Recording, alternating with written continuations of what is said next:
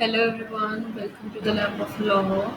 सो आज हम देखते हैं क्या देखने वाले हैं। तो सबसे पहले आपको मैं दिखाना चाहूँगी कि आज हम क्या कवर करेंगे। तो सेक्शन 68 से 72 तक कवर करेंगे of the Indian contract act. तो आप हैं द लैब ऑफ लॉ के चैनल पे। सो स्टार्ट करते हैं।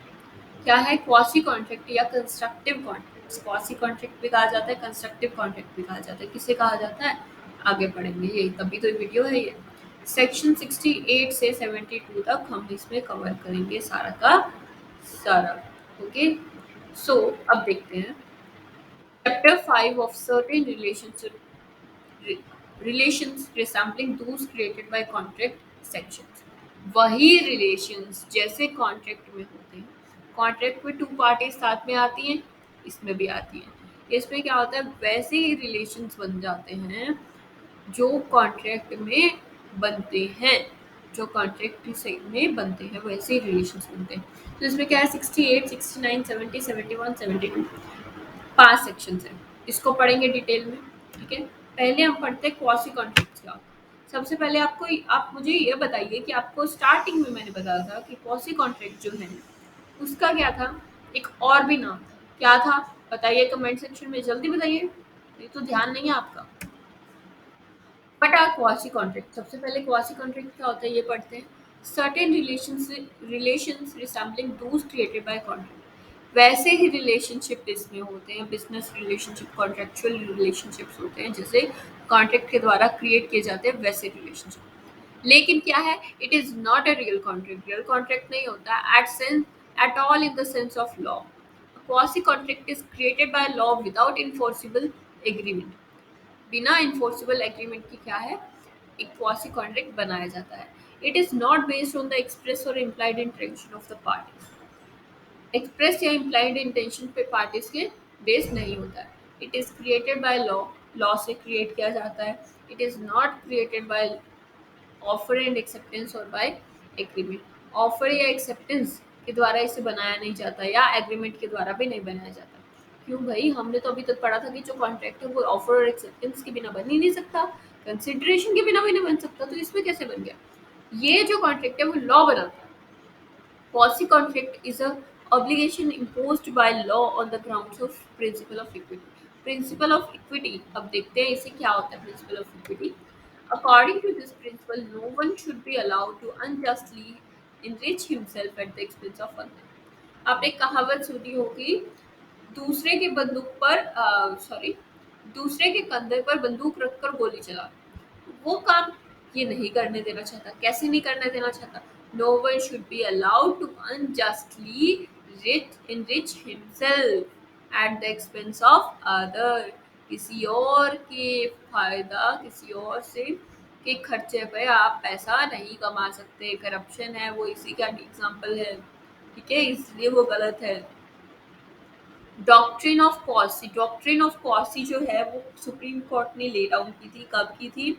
एक केस था, Mafatlal Industries Limited versus Union of India का केस था। ठीक है, उसमें तो ये एमसीक्यू क्वेश्चन है, आपको याद रखना है। ओके, इम्पॉर्टेंट है, क्वेश्चन आ सकता है। ओके, तो according to Lord Mansfield, the theory on which quasi-contractual obligations are based is to prevent enrichment, corruption। For example, corruption को रोकना, prevent unjust enrichment होता है, उसको रोकना।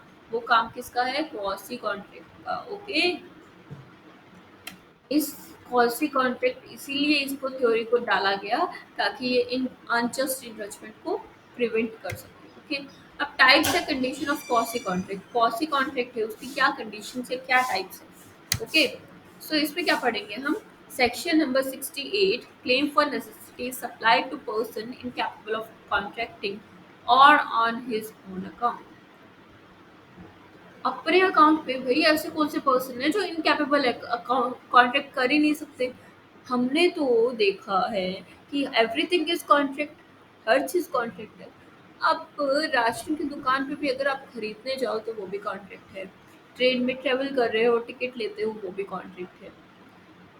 कॉलेज जा रहे हो, फीस भर रहे हो, खैर फीस भर रहे हो, कॉलेज तो नहीं जा रहे हो, जो भी है, पढ़ तो नहीं रहे हो, तो वो जो चीज़ है उसको उस चीज का क्या है, ये सब क्या है, कॉन्ट्रैक्ट है। Claim for necessities supplied to person incapable of contracting or on his account। अगर जा रहे होते कॉलेज तो यहाँ थोड़ा ना आते और अच्छे से पढ़ रहे होते।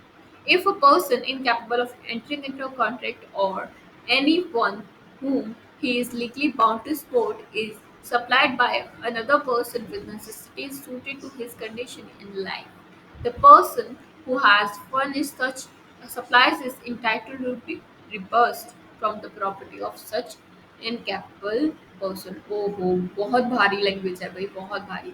इसमें क्या कहा है कि एक पर्सन जो इनकैपेबल ऑफ कॉन्ट्रैक्टिंग है, कौन कौन पर्सन है जो कॉन्ट्रैक्ट में एंटर नहीं कर सकता। एक तो माइनर नहीं कर सकता, 18 साल से बच्चे हो भाई, नहीं कर सकते। एक क्या है, अनसाउंड पर्सन है, पागल आदमी है, वो नहीं कर सकता है। Third, disqualify by law. Law कहता है कि तो भाई इससे बस ये कंगाल है, इससे बस कुछ नहीं है, इससे कॉन्ट्रैक्ट मत करना, तो वो भी है। अगर अब ये तो है ना कि रोटी कपड़ा मकान, ये नेसेसिटीज वगैरह तो सबको चाहिए, तो वो उसको भी चाहिए। अब ये जो नेसेसिटीज है वो कहाँ से अगर कोई आपको देता है तो उसका, उस पर्सन का तो नुकसान हो जाएगा ना, ठीक है। तो ये जो भी उसका कॉस्ट होगा, नेसेसिटीज का प्राइस होगा, तो वो कहाँ से क्लेम किया जा सकता है, प्रॉपर्टी ऑफ इनकैपेबल पर्सन, उसकी प्रॉपर्टी से क्लेम किया जा सकता है। ओके, इलास्ट्रेशन क्या होते हैं, ए ने बी को नेसेसिटीज सप्लाई की, ठीक है, ताकि वो अपना जीवन जो है यापन कर सकते for the livelihood. A is entitled to be reimbursed from B's property। B की जो भी प्रॉपर्टी है उस पे अब A का हक हो गया, उससे मतलब जो भी खर्चा है वो निकाल सकता है। ओके, 69 क्या कहते हैं, reimbursement of person paying money due by other in payment of which he is interested. उस पर्सन को पे बैक करना, रिबर्समेंट क्या होता है, दोबारा उसे पे बैक करना, पुराने वाली कंडीशन पे लाना। मनी ड्यू, वो पर्सन जो पैसा दे रहा है, ठीक है, जो ड्यू था किसी और का, मतलब किसी और का पैसा ड्यू था, देने वाला था, पेंडिंग था, वो उस पैसे को अगर कोई पर्सन पे कर देता है, इन payment of which he is interested, जिसकी पेमेंट में वो इंटरेस्टेड था, तो वो क्या आएगा, उसको क्या मिलेगा, कंपनसेशन मिलेगा, रिबर्समेंट के बारे में। उसको जिस पर्सन का हक था लीगली जिसको करना था, तो उसको क्या बोलते हैं, पैसा देना पड़ेगा। A person who is interested in the payment of money which another is bound by law to pay and who therefore pays it is entitled to be reimbursed by the other। ठीक है, तो बाद में उसको पैसा देना पड़ेगा। जैसे दोस्तों यारों बेलियों में होता है ना कि आज तू खिला दे, कल मैं खिला दूंगा। तो आज मान लो आपने 30 रुपए का अपने दोस्त पे खर्चा किया, कल जो है वो आप पे खर्चा कर देगा, तो बराबर हो जाएगा, ट्रीट बाय ट्रीट होता है, या फिर पैसा जो भी है, ठीक है, ये होता है। फॉर एग्जाम्पल, एक आपका, आपने क्या किया, इलस्ट्रेशन पढ़ लीजिए पोस्ट करके, फिर मैं बताती हूँ आपको। एक घर पे आप किराए पे रह रहे हैं, ठीक है, उसका बिजली का बिल आपके ऑनर को भरना था, घर के ऑनर को, वो नहीं भर रहा है, आप रहे हैं उस घर में, तो अगर बिजली कट गई तो नुकसान किसका, आपका। इस नुकसान से बचने के लिए आपने क्या किया, अपने पॉकेट से बिजली विभाग वालों का बिल पे कर दिया, लेकिन ठीक है, कर दिया, ओके फाइन, लेकिन करना तो ऑनर को था ना, नहीं दिया उसने, तो अब जो ऑनर है उसको बाद में आपको पे करना पड़ेगा, यूनिट को पे करना पड़ेगा, क्योंकि वो लीगली बाउंडेड था इलेक्ट्रिसिटी का बिल देने के लिए, लेकिन उसने नहीं दिया। लेकिन जो था, आप थे एज ए टीनेंट उस पेमेंट में इंटरेस्टेड थे, क्योंकि कहीं ना कहीं आपका भी बेनिफिट या लॉस उससे जुड़ा हुआ था। सो यही सेक्शन इसको बताता है कि एक बार पे कर दिया तो कोई, वो तो फंस गया ना टीनेंट, उसका नुकसान ना हो, अनजस्ट इनरिचमेंट ना हो। क्या पड़ा था, अनजस्ट इनरिचमेंट ना हो, तो ये क्या है, क्वासी कॉन्फ्लिक्ट है। ओके, 70 सेक्शन क्या बोलता है, obligation of person enjoying benefit of non gratuitous act। For example, आप गुरुद्वारे में जाते हो, ठीक है, टेम्पल में जाते हो, खाना खाते हैं, दैट्स अ ग्रेटिट्यूडस एक्ट। ह्यूमैनिटी, मानवता दिखाई, उन्होंने खिलाया आपको खाना, ठीक है, कोई दिक्कत नहीं। अगर आप वही इंसान अगर वही खाना खाने फॉर एग्जाम्पल होटल या रेस्टोरेंट में चला जाता है, तो that is non gratitude sector. वो समाज सेवा के लिए नहीं बैठे हैं, तो इसके लिए आपको पे करना पड़ेगा।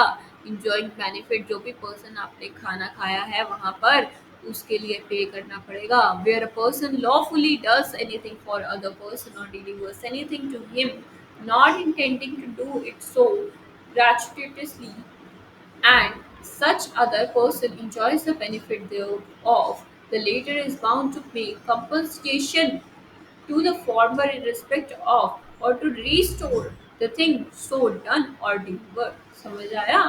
तो उसको पैसा देना ही पड़ेगा, नहीं तो बर्तन मांझो। ठीक है, रेस्टोरेंट में यही है, पैसा नहीं तो बर्तन मांझो। ए जो है फॉर एग्जांपल, हम देखते हैं क्या होता है। ए जो है बी की प्रॉपर्टी में देखता है कि आग लगी, ठीक है।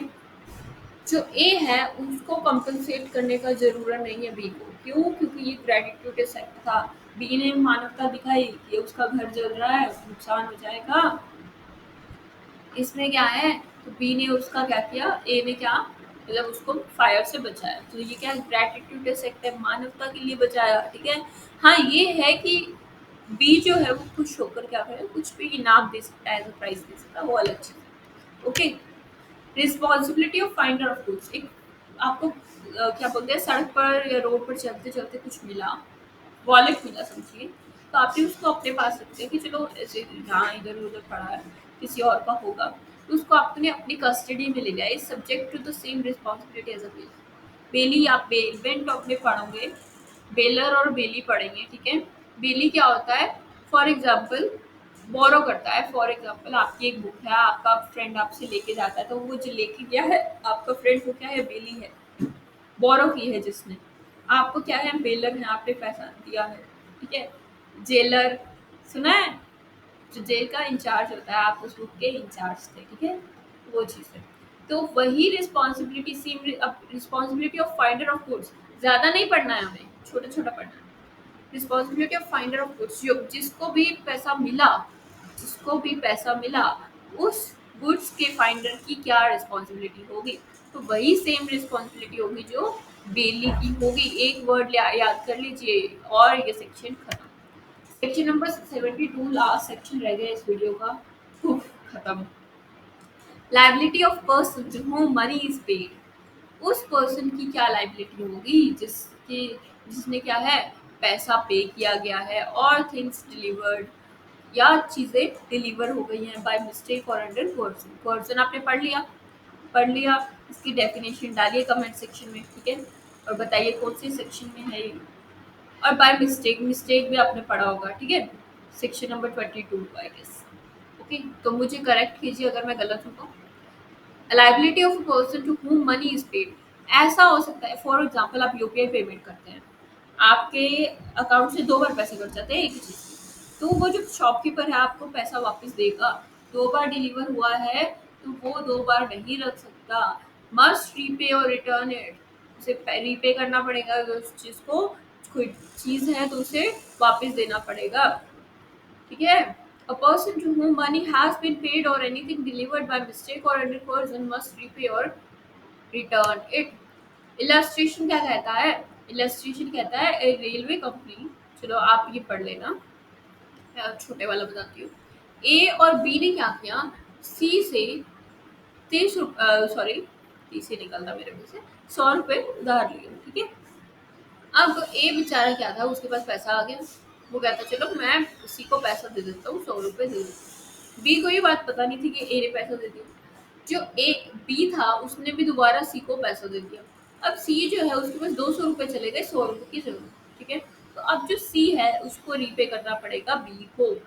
This is compulsion. तो ये हम पढ़ते हैं किसका, बाय मिस्टेक वो जो था चला गया, कोर्सन जोर जबरदस्ती से।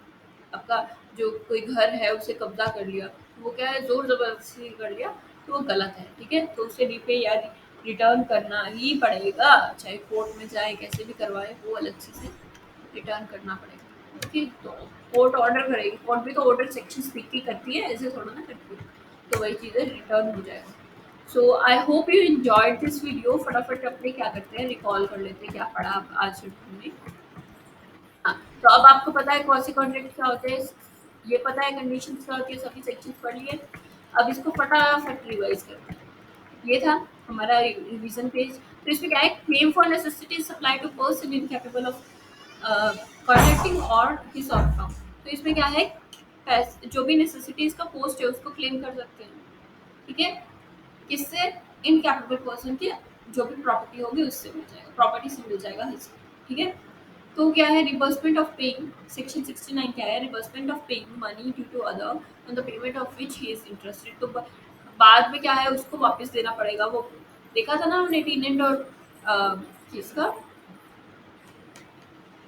टीनेंट और ऑनर का, और देखा था उसी में था कि उसको पैसा वापस देना पड़ेगा इलेक्ट्रिसिटी के बिल का। तो वो चीज है। अब 70 क्या कहता है, 70 ठीक है। तो इसमें क्या कहता है, obligation of person enjoying benefit of non creditors है। जो भी दान में नहीं है तो उसका पैसा तो देना ही पड़ेगा। होटल में खाना खाया तो पैसा देना पड़ेगा या बर्तन मांजने पड़ेंगे। Responsibility of finder of goods, finder of goods की क्या रिस्पॉन्सिबिलिटी होती है, हमने एक वर्ड में पढ़ा था, बेली। बेली की जो रिस्पॉन्सिबिलिटी होती है वही same responsibility finder of goods की होती है। 72 में क्या है, liability of person to whom money is paid और थिंग्स डिलीवर्ड बाय मिस्टेक और अंडर कोर्शन। तो वो क्या है, अगर गलती से या फिर जोर जबरदस्ती से कुछ पैसा डिलीवर हो गया है या मतलब पैसा पेड हो गया है या चीज डिलीवर हो गई तो उसे रिटर्न या रीपे करना ही पड़ेगा। सो ये था, क्या था, क्वासी कॉन्ट्रैक्ट्स और कंस्ट्रक्टिव कॉन्ट्रैक्ट्स। आई होप आपको अच्छे से ये समझ आ गया। और अगर आपको और कंटेंट चाहिए तो लाइक शेयर सब्सक्राइब जो भी होता है, ठीक है, समझदार हैं आप तो कर दीजिएगा। सो बाय।